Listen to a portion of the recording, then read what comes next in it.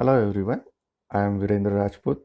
I welcome you all in this video on the topic critical path method, one of the most important project scheduling method in project management and operation research. I have covered this topic in 3 videos and explained it in very simple words with solved problems. In first video, you will learn the definition of project, what is critical path method, and understand some of the terms related to network. In second video, you will learn to construct a network diagram from the given activities.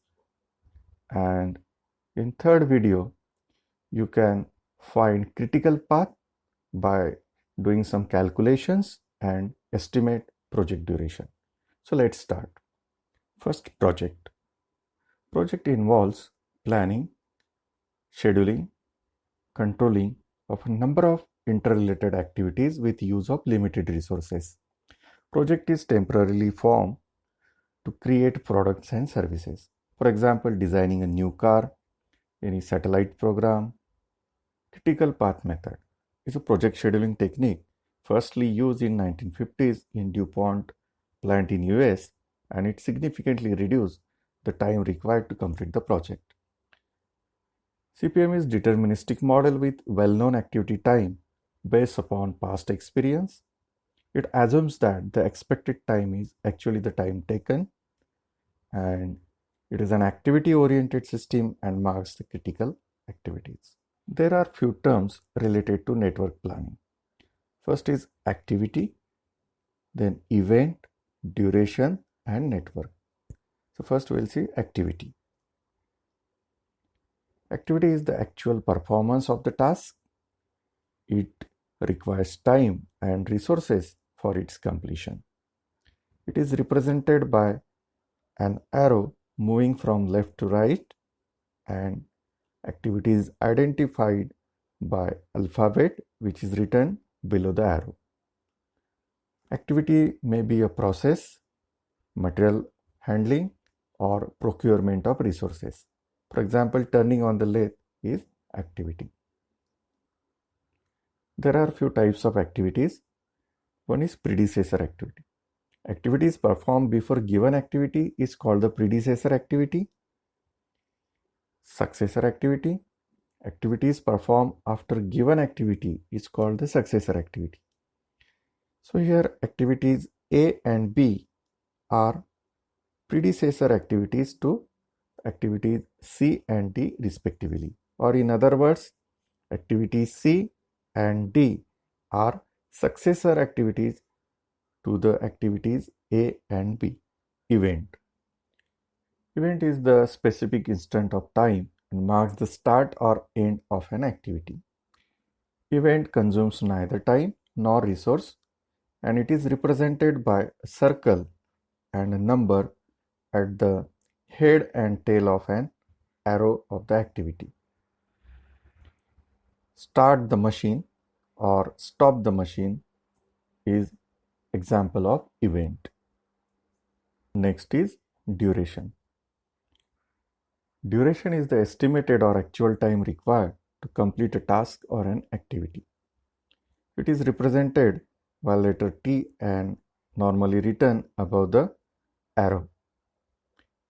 Duration may be minutes, weeks, days, months, or years. Next is network. Network diagram consists all the events and activities in sequence along with their interrelationship and interdependencies. Critical path. It is the sequence of critical activities which decide the total project duration. It is the longest path and consumes maximum time. Here A, B, D, F is a critical path. Critical path connects the events having zero minimum float. Now let us see how to find this path.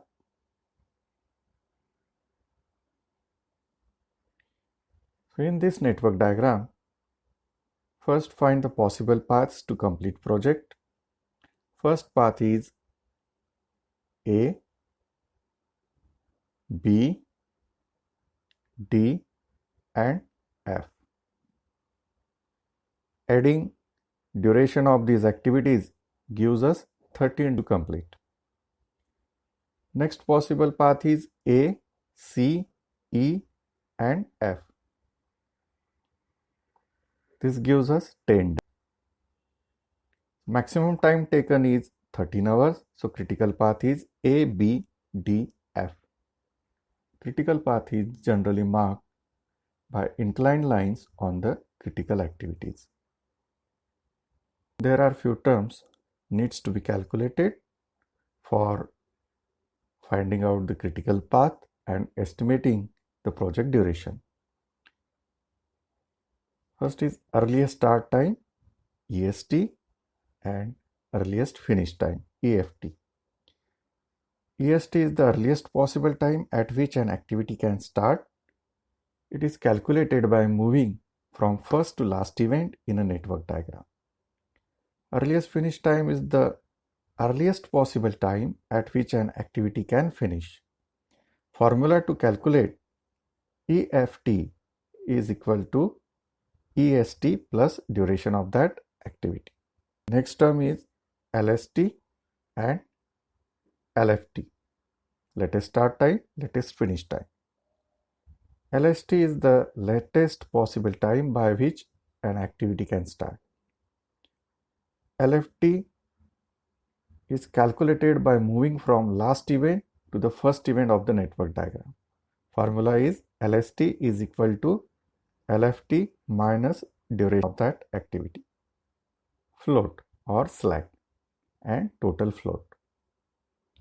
Float is the difference between time available and the time necessary to complete an activity, while total float is the span by which the starting and finishing an activity can be delayed without delaying the completion of the project. It is the additional time which a non-critical activity can consume without increasing the project duration. Total float can be calculated by two formulas, either LST minus EST or LFT minus EFT. While finding critical path and estimating the project duration, we require these three formulas. Now there are few conditions in network. So to understand, we will see one by one.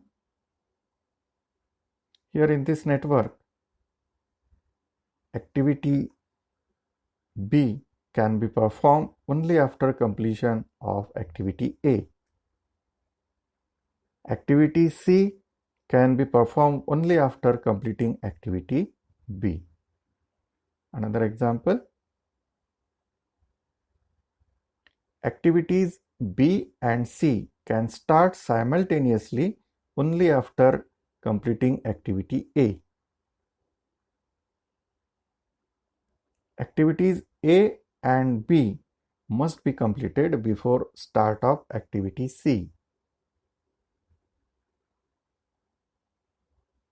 Activity C must start only after completing activities A and B, but activity D can start after completion of activity B. So this is all about basic theory of critical path method and networking problems. Stay connected for next video on how to construct a network diagram from the given activity. Thank you for watching. Please subscribe, like, and share. Thank you very much.